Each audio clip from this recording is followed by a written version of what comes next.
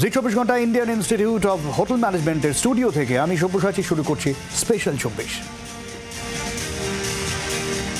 ছোটবেলায় ওলা ওঠার মতো মহামারীর গল্প শুনেছি, পরে আমরা দেখেছি কোভিড। সামনে আসছে নয়া বিপদ। ওয়ার্ল্ড হেলথ অর্গানাইজেশন বা বিশ্ব স্বাস্থ্য সংস্থা বা আমাদের কেন্দ্রীয় স্বাস্থ্য মন্ত্রক বারবার আগত মহামারী নিয়ে সতর্ক করেছে। আর সেটা কি জানেন? অ্যান্টিবায়োটিকের সমস্যার জন্য মহামারী। মুড়ি মুড়কির মতো অ্যান্টিবায়োটিক খেতে ওষুধ আর কোনো কাজ দেবে না। জন্ম নেবে এমন এক সুপার বাগ যার ওপর কাজ করবে না অ্যান্টিবায়োটিক। অ্যান্টিবায়োটিক বিশ্বে নয়া মহামারীর নাম।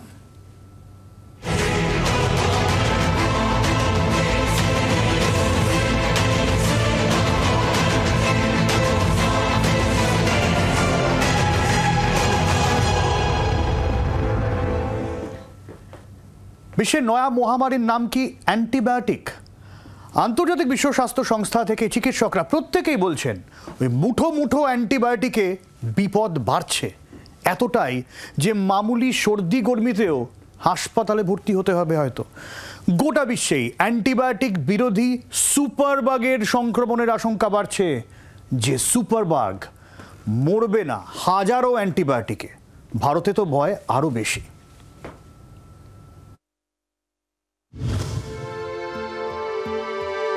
1929 সালে প্রথম অ্যান্টিবায়োটিক আবিষ্কার করেছিলেন স্কটিশ ব্যাকটেরিওলজিস্ট আলেকজান্ডার ফ্লেমিং। নাম পেনিসিলিন। রক্তে বিষক্রিয়া বা সেপ্টিসেমিয়ার জন্য ছিল এই ওষুধ। এই ওষুধ ছিল চিকিৎসা বিজ্ঞানের মোড় ঘোরানো আবিষ্কার। তারপর এখন অ্যান্টিবায়োটিক প্রায় অভ্যাস করে ফেলেছি আমরা, এতটাই যে হিতে বিপরীত হচ্ছে অ্যান্টিবায়োটিকে। নষ্ট হচ্ছে স্বাভাবিক রোগ প্রতিরোধক ক্ষমতা। ব্যাকটেরিয়া সংক্রমিত রোগের বিরুদ্ধে লড়াই করতে পারে অ্যান্টিবায়োটিক। মানবদেহে প্রায় 40 ট্রিলিয়ন ব্যাকটেরিয়া আছে, যার কিছু ভালো আর কিছু খারাপ। এই খারাপ ও ভালো দুই ব্যাকটেরিয়ায় শরীরে একটা ভারসাম্য বজায় রাখে। খারাপ ব্যাকটেরিয়া মারতে গিয়ে ভালো ব্যাকটেরিয়া খতম করে দিচ্ছে অ্যান্টিবায়োটিক। ফলে স্বাভাবিক রোগ প্রতিরোধক ক্ষমতা নষ্ট হচ্ছে আমাদের। অ্যান্টিবায়োটিক প্রতিরোধী সুপারবাগের সংক্রমণ বাড়ছে। মুড়ি মুড়কির মতো অ্যান্টিবায়োটিক খেতে খেতে আমাদের শরীরে স্বাভাবিক রোগ প্রতিরোধ ক্ষমতা কমে। তখন অ্যান্টিবায়োটিকেও মরে না এরকম ব্যাকটেরিয়া জন্ম নেয়। অ্যান্টিবায়োটিক প্রতিরোধ বা অ্যান্টি মাইক্রোবিয়াল রেজিস্ট্যান্সের জেরে এই প্যাথোজেন শরীরে বাড়তে থাকে। ব্যাকটেরিয়ার এই বিশেষ স্ট্রেইনকেই সুপারবাগ বলে, যা বাগে আনতে বেশ মুশকিল। গত বছর ল্যান্সেটের সতর্কবার্তা ছিল, যেভাবে আমরা এগোচ্ছি তাতে 2050-এর মধ্যে এই সুপারবাগ মহামারীর আকার নিতে পারে। তখন সাধারণ ভাইরাল ফিভারও সারবে না সহজে। অ্যান্টিবায়োটিকের যথেষ্ট ব্যবহারে এই সুপারবাগ মহামারীর চেহারা নিতে পারে। এই সুপারবাগের জেরে মৃত্যু বাড়তে পারে প্রায় 70%। আগামী 25 বছরে 3 কোটির বেশি মানুষের মৃত্যু হতে পারে অ্যান্টিবায়োটিক বিরোধী সুপারবাগে। এই ক্ষতির নিরিখে বিশ্বের প্রথম 5-এর মধ্যে রয়েছে ভারত। হুয়ের সমীক্ষা অনুযায়ী এদেশে 5 বছরের নিচের শিশুদের মৃত্যুর 25% ঘটছে নিউমোনিয়া থেকে, যা সারানো যাচ্ছে না এই অ্যান্টি মাইক্রোবিয়াল রেজিস্ট্যান্সের কারণে। চিকিৎসকদের অনেকে বলছেন ঘন ঘন অ্যান্টিবায়োটিকে ওবেসিটির সম্ভাবনা বাড়ে। ফ্যাট, খিদে এসব সামলায় গ্রেনিল নামের হরমোন। শরীরের ভালো কিছু জীবাণুর উপস্থিতিতে এর কাজকর্মের গতি বাড়ে। কিন্তু অ্যান্টিবায়োটিকের ঘন ঘন ব্যবহার এই ভালো জীবাণুগুলোকে মেরে ফেলে, ফলে ওজন বাড়ে।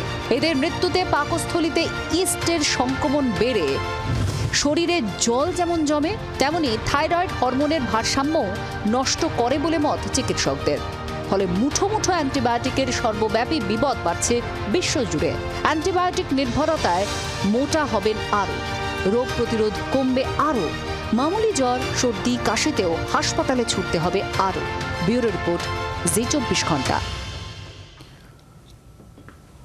আসলে ওষুধ খেতে খেতে খাওয়াতে খাওয়াতে আমরা নিজেরাই এখন ছোটোখাটো ডাক্তার। জ্বর হলে এই ওষুধ, সর্দি কাশিতে এটা, আমরা সব জানি। আচ্ছা, ডাক্তার ওষুধ দিলেন, বললেন রোজ দিনে রাতে খাওয়ার পর একটা করে 7 দিন। আমরা 5 দিনে সুস্থ হয়ে গেলাম, তাই আর খেয়ে কী হবে? অ্যান্টিবায়োটিক নিয়ে সব ছেলে খেলার ফল ভুগতে হচ্ছে আমাদের। ফল আরও ভয়ঙ্কর হবে ভবিষ্যতে।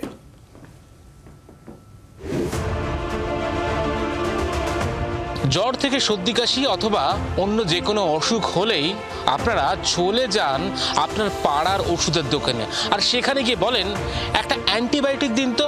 কিন্তু জানেন কি, এই যথেচ্ছ অ্যান্টিবায়োটিকের ব্যবহার তা কিন্তু রীতিমতো বিপদ ডেকে আনছে।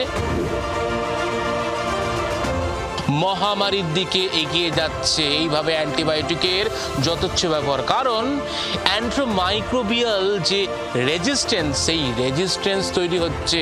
অ্যান্টিবায়োটিক কোনোভাবে কাজ করছে না এই যথেচ্ছ ব্যবহারের ফলে। আর সেখানেই চিকিৎসকরা সতর্ক করছেন, চিকিৎসকের প্রেসক্রিপশন ছাড়া কোনোভাবেই অ্যান্টিবায়োটিক যেন ব্যবহার না করা হয়, এবং যতদিন পর্যন্ত খেতে বলা হচ্ছে, যত পাওয়ারের অ্যান্টিবায়োটিকের ট্যাবলেট খেতে বলা হচ্ছে, যেন নির্দিষ্টভাবে সেই মতো মেনে চলা হয়। তা না হলে আগামীতে রীতিমতো ভয়ঙ্কর দিক ডেকে আনতে পারে এই অ্যান্টিবায়োটিকের যথেচ্ছ ব্যবহার। ক্যামেরা পার্থ পালের সঙ্গে অয়ন শর্মা, জি24 ঘন্টা, কলকাতা। এই বিপদ কিন্তু অনেক দিন ধরে রয়েছে, অনেক দিন ধরে সতর্কবার্তা চলছে, কিন্তু আমরা খুব একটা নজর দিই কি? আর নজর দিই না বলে বিপদ কিন্তু ইতিমধ্যেই ঘাড়ে। ধরা যাক কারো ছোটোখাটো কেটে গেল, খুব ছোটোখাটো, সেখান থেকেই মারাত্মক বিপদ অনেকেরই দেখা গিয়েছে। এতটাই যে মানুষ মারা পর্যন্ত যাচ্ছেন ছোটোখাটো সেপ্টিকে। এর কারণ কি বলুন তো? Antibiotic resistance. এমনটাই বলছেন জনস্বাস্থ্য বিশেষজ্ঞ সজল বিশ্বাস। ছোটোখাটো একটা ইনফেকশন হয়েছে, সেটা থেকে একটা মানুষের সেপ্টিসেমিয়া পর্যন্ত ডেভেলপ করে যাচ্ছে, মারা পর্যন্ত যাচ্ছে। তার কারণটা কি? অনেকগুলো কারণের মধ্যে এটা একটা বড় কারণ, যে তার ড্রাগটা হয়তো ঠিকমতো কাজ করছে না, রেজিস্ট্যান্স হয়ে গেছে, সেটা একটা বড় কারণ। এখন ড্রাগ রেজিস্ট্যান্সটা হওয়ার কতগুলো ওয়ে আছে। এটা তো যেহেতু একটা অ্যান্টি মাইক্রোবিয়াল, কোনো একটা অর্গানিজম ব্যাকটেরিয়ার এগেনস্টে কাজ করে।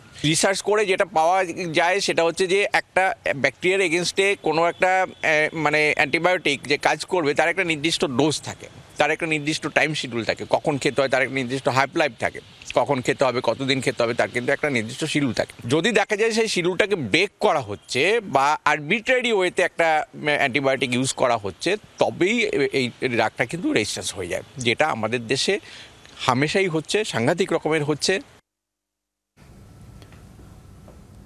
আসলে আমরা অনেকেই আছি যারা ছোটোখাটো যা কিছুতে হয়তো সেটা কদিন বাদে এমনিই সেরে যাবে, কিন্তু আমরা তো ভয় পেয়ে যাচ্ছি, আমরা এত ওষুধ নির্ভর হয়ে যাচ্ছি, আমরা ওষুধ খেয়ে ফেলছি। আর অনেক ক্ষেত্রে কি হচ্ছে, ইচ্ছে মতো ওষুধ কিনলাম, খেলাম, ওটি কিন্তু চলবে না। অসুখ বিসুখ করলেই যে ওষুধ খেয়ে ফেললাম, এটাও কিন্তু বিপদের। অ্যান্টিবায়োটিকের ক্ষেত্রে সতর্ক হওয়ার পরামর্শ দিচ্ছেন জনস্বাস্থ্য বিশেষজ্ঞ ডাক্তার কাজল কৃষ্ণ বণিক। অ্যান্টিবায়োটিক বা অ্যান্টিমাইক্রোবিয়াল অত্যন্ত গুরুত্বপূর্ণ ওষুধ।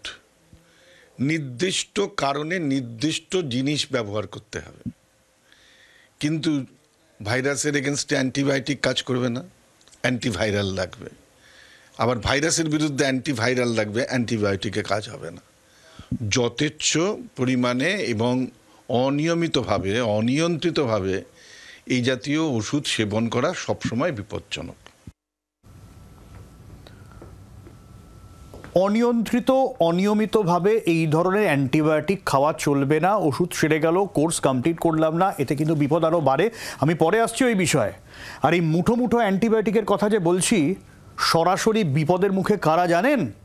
ফুটবলাররা। পূর্ব ভারতের ফুটবলারদের বড় সড়ো বিপদ সামনে এসেছে। অকালে হারিয়ে যাচ্ছে অনেক প্রতিভা।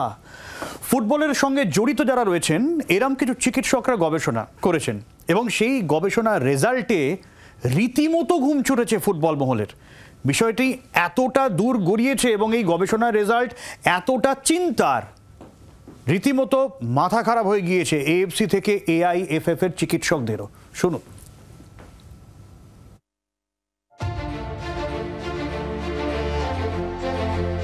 রোদে জলে পুড়ে ফুটবল, সঙ্গে চোট আঘাত তো রয়েছে। এসবের থেকে বাঁচার চটজলদি সমাধান অ্যান্টিবায়োটিক। কিছু হলেই অ্যান্টিবায়োটিক খাচ্ছেন ফুটবলাররা, আর তাতেই বিপদ। কলকাতা ফুটবলের সঙ্গে জড়িত দুই চিকিৎসক শাম্ব সম্রাট সমাজদার ও শান্তিরঞ্জন দাশগুপ্তের নেতৃত্বে 5 সদস্যের একটি দল গবেষণা চালিয়েছেন, আর তাতেই ঘুম ছুটেছে ফুটবল মহলের। গবেষণায় দেখা গিয়েছে পূর্ব ভারতের ফুটবলাররা নিজেরাই অ্যান্টিবায়োটিক খাচ্ছেন। ফুটবলারদের পেশি ও হৃদযন্ত্রে ধরা পড়ছে ত্রুটি, কমছে খেলোয়াড় জীবনের মেয়াদ। গবেষকরা জানিয়েছেন টানা 6 মাস ধরে পূর্ব ভারতের 650 ফুটবলারের ওপর এই গবেষণা চলে। তাদের মধ্যে যতজন অ্যান্টিবায়োটিক খেয়েছিলেন আলাদা করে তাদের ওপর স্ক্রিনিং হয়। 78% তাদের মধ্যে অ্যান্টিবায়োটিক যতদিন খাওয়ার কথা ততদিন তারা খাননি, কোর্স কমপ্লিট করেননি। তারপর যেটা দেখা গিয়েছিল, যেটা খুব চিন্তার, যে 38% ফুটবলার তারা কিনা কোনো ডাক্তারের প্রেসক্রিপশন ছাড়াই অ্যান্টিবায়োটিক খেয়েছিল। পেট খারাপ থেকে জ্বরজারিতেও ডাক্তারদের না দেখিয়ে অ্যান্টিবায়োটিক খেয়েছেন অনেক ফুটবলার, এমনই দাবি গবেষকদের। তার মধ্যে অনেকেই অ্যান্টিবায়োটিকের কোর্সও শেষ করেননি, যেটা আরও বিপদের। আমরা যদি কমপ্লিট কোর্স অ্যান্টিবায়োটিকের না করি, তাহলে কিন্তু আমরা আরও বেশি করে ওই অ্যান্টিবায়োটিকের এগেনস্টে রেজিস্ট্যান্ট অর্গানিজম তৈরি করছি। এই কারণে ফুটবলারদের মধ্যে টেন্ডন, পেশিতন্তু, তরুণাস্থি ক্ষতিগ্রস্ত হবার আশঙ্কা বাড়ছে হৃদরোগের। স্বাভাবিকভাবেই চিন্তিত ফুটবল মহল। রিসার্চ হয়েছে, এটা একটা উঠে এসছে, এটা নিশ্চয়ই একটা সাবধান অবলম্বন করতে হবে এবং আমরা যতটা পারি এগুলোকে কার্ভ করার চেষ্টা করব। যদি কখনো এগুলো হয় আমরা অ্যাওয়্যার করবো আরও, যারা কোচেস, যারা কোচিংয়ের সাথে আসছে তারা নিজে থেকে যেন কোনো ওষুধ না খায় খেলোয়াড়েরা। এগুলো প্রত্যেকের দায়িত্ব আমাদের সকলের। যারা একটু ছোট ক্লাবে খেলছে, মানে যারা অত প্রফেশনাল নয়, সেইভাবে তাদের পরিকাঠামো তৈরি নয়, বা যারা একটু গ্রামে গঞ্জে আছে, তাদের পক্ষে অসুবিধা কী হবে, তারা ব্যথা সারানোর জন্য এই ওষুধগুলো খেয়ে থাকে। অত্যাধিক যদি অ্যান্টিবায়োটিক খায় তাহলে কী হয়, তাদের ভবিষ্যতে গিয়ে তাদের সমস্যা হয়। আর এই ফুটবল খেলেই তাদের রুটি রোজগার, দরিদ্র ফ্যামিলি। তো এই দিক থেকে আমার মনে হয় তাদের অ্যাওয়ারনেসটা বাড়ানো উচিত। যদি কিছু ওয়ার্কশপ করে বা মেডিকেল ক্যাম্প যদি করতে পারে। তাহলে করবোটা কি? প্রয়োজন ছাড়া অ্যান্টিবায়োটিক খাবো না, সাফ বার্তা চিকিৎসকের। কেন আমরা অ্যান্টিবায়োটিক খাবো? আমার যদি একান্ত দরকার হয়, আমার যদি ডাক্তারবাবু মনে করেন যে আমাকে অ্যান্টিবায়োটিক খেতে হবে, তাহলে আমরা খাবো, না হলে কিন্তু আমরা খাবো না। এখন যেমন লুজ মোশনের জন্য অনেক রকম প্রোবায়োটিক আছে। এখন যে স্পোর্টস নিউট্রিশন, এই স্পোর্টস নিউট্রিশন খুব এমফাসিস দিচ্ছে যে যাতে প্রোবায়োটিক, প্রিবায়োটিকগুলো ইউজ করা হয়। ফুটবল মহল মনে করছে এই নিয়ে আরও সচেতনতা প্রয়োজন, বিশেষ করে ছোট ক্লাবগুলির ক্ষেত্রে। মুঠো ডক্টরের প্রেসক্রিপশন ছাড়া অ্যান্টিবায়োটিক সেবনের ফলে ফুটবলারদের জীবন কিন্তু দীর্ঘায়িত হচ্ছে না এবং হৃদরোগ সহ একাধিক চোট তাদের কাছে ধেয়ে আসছে। সে ব্যাপারে তাদের অ্যাওয়ারনেস বাড়িয়ে তাদেরকে ঠিক রাস্তায় হাঁটাতে হবে, এটাই বলছেন চিকিৎসকরা। ক্যামেরায় রতনের সঙ্গে দেবাঞ্জন, জি24 ঘন্টা। এই যেসব ফুটবলারদের উপরে গবেষণা হয়েছে তাদের মতো আমরাও অনেকে আমরা জানি জ্বর হলে কোন অ্যান্টিবায়োটিক ডাক্তারবাবুরা দেন, সর্দি গর্মি হলে কোন ওষুধ অ্যান্টিবায়োটিক ডাক্তাররা দেন, আমরা খেয়ে ফেলি। আর ডক্টর সমাজদারের মতো অনেকেই বলছেন পরামর্শ ছাড়া অ্যান্টিবায়োটিক খাবেন না, খেলে হিতে বিপরীত হতে পারে। ফুটবলারদের ক্ষেত্রেই ডাক্তার সমাজদার উদাহরণ দিয়েছেন এই সাধারণ পরিচিত অ্যাজিথ্রোমাইসিন, সবাই আমরা জানি, সবাই আমরা খেয়েছি অনেক সময়। কতটা বিপজ্জনক হয়ে উঠতে পারে কি বলছেন ডাক্তারবাবু, শুনুন। কিছু অ্যান্টিবায়োটিক আমরা খুব কমনলি ইউজ করি, যেমন অ্যাজিথ্রোমাইসিন। এই অ্যাজিথ্রোমাইসিন আমরা যদি ওভার দ্য কাউন্টার ইউজ করি না, এর কিছু সাইড এফেক্ট রয়েছে। এমনিতেও গ্যাস্ট্রোইন্টেস্টিনাল সাইড এফেক্ট, যেটা খুব একটা কমন সাইড এফেক্ট, সেটা ঠিক আছে। কিন্তু কারুর ক্ষেত্রে এই অ্যাজিথ্রোমাইসিন গ্রুপের ওষুধগুলি আমাদের কিউটিকে প্রলং করতে পারে, অর্থাৎ হার্টের একটা রিদিমের একটা সমস্যা আনতে পারে। এবার এরকম হার্টের যে কিউটি প্রলঙ্গেশন আমি বলছি, এরকম কিউটি প্রলঙ্গেশন করার ক্ষমতা আরও বিভিন্ন রকমের ওষুধেরও হয়। ধরুন সেই প্লেয়ারটি অন্য কিছু ওষুধ খাচ্ছে যেগুলো অলরেডি তার কিউটিকে প্রলং করছে, এবং তার উপরে সে হঠাৎ করে অ্যাজিথ্রোমাইসিন খেয়ে নিল গলা ব্যথা হচ্ছে বলে, কালকে তার ম্যাচ আছে, সে ফিট হতে চায়। অ্যাজিথ্রোমাইসিন এবং তার সঙ্গে আগে যে ওষুধগুলো চলছিল যেগুলো অলরেডি তার কিউটিকে প্রলং করে রেখেছে, সেই কিউটি প্রলংগেশন নিয়ে প্লেয়ারটি ফুটবল মাঠে নামলো এবং তার একটা সাডেন কার্ডিয়াক ইভেন্ট হলো। ফলে বোঝা যাচ্ছে সমস্যাটা কোন জায়গায়। আর এরকম অ্যান্টিবায়োটিক খেতে খেতে খেতে খেতে একসময় তো অ্যান্টিবায়োটিক কাজই করবে না। ওই শুরুতেই বললাম সুপারবাগ, শরীরে এই অ্যান্টিবায়োটিক রেজিস্ট্যান্স সুপারবাগ আরও একটা কারণে হতে পারে। কি থেকে জানেন? হাঁস থেকে। আগে হ্যাঁ, পাতিহাঁস। বাদুড়ের মতো একাধিক রোগের আধার এই পাতিহাঁস। এমনই চিন্তার গবেষণা রাজ্যের প্রাণী ও মৎস্যবিজ্ঞান বিশ্ববিদ্যালয়। অ্যান্টিবায়োটিক রেজিস্ট্যান্স তৈরির অন্যতম উৎস এই পাতিহাঁস, এমনই জানাচ্ছেন মুখ্য গবেষক সিদ্ধার্থ নারায়ণ জোয়ারদার।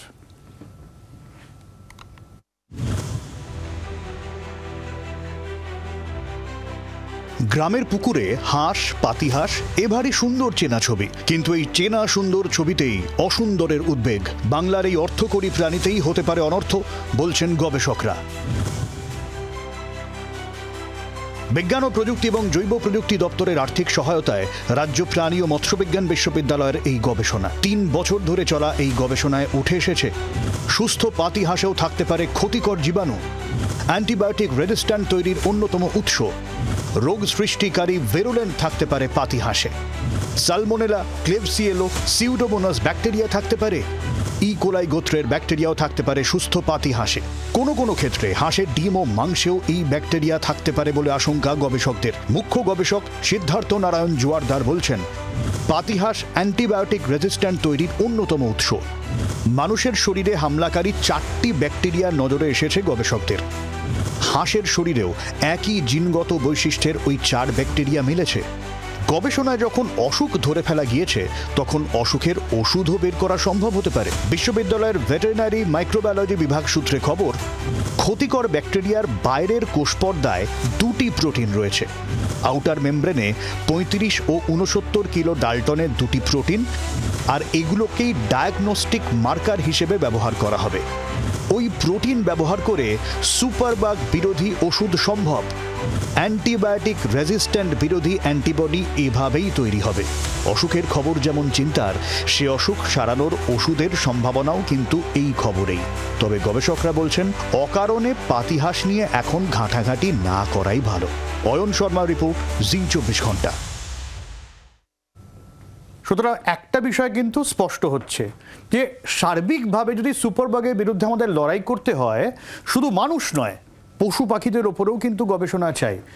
জনস্বাস্থ্য বিশেষজ্ঞ ডক্টর কাজল কৃষ্ণ বণিক কিন্তু একটা খারাপ কথা বলছেন, উদ্বেগের কথা বলছেন, যে ভবিষ্যতে পশু পাখি থেকে সংক্রমণের আরও বেশি আশঙ্কা রয়েছে। ফলে গবেষণাটা হতে হবে আরও সার্বিক। কি বলছেন শুনুন। আজকে আর অ্যান্টিবায়োটিক রেজিস্ট্যান্স না, আজকে অ্যান্টি মাইক্রোবিয়াল রেজিস্ট্যান্স নিয়ে আলোচনা করবে। এবং যেখানে শুধু মানুষ নয়, মানুষের চারপাশে যে সমস্ত পশু পাখি গাছপালা ইত্যাদি রয়েছে, তাদের নিয়েও ভাবনা চিন্তা করতে হবে।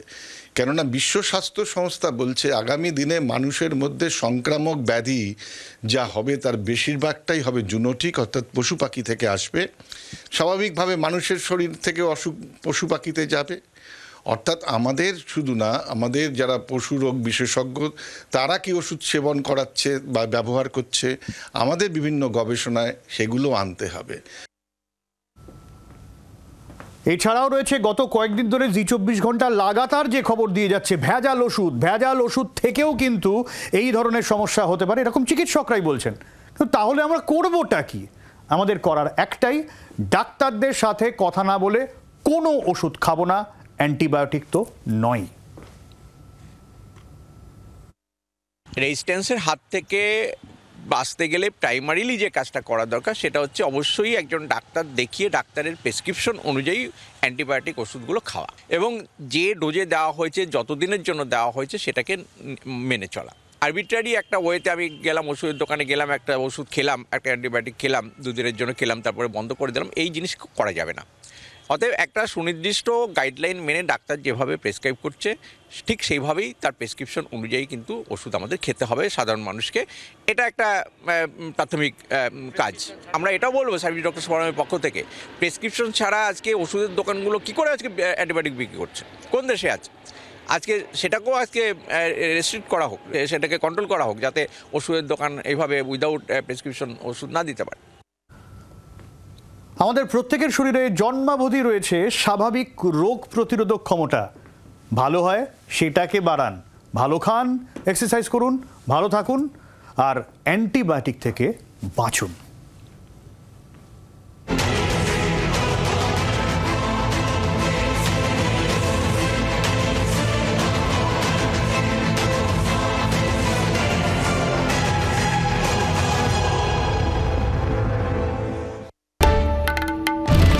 বাংলার আওয়াজ, বাঙালির আবেগ, জি 24 ঘন্টা।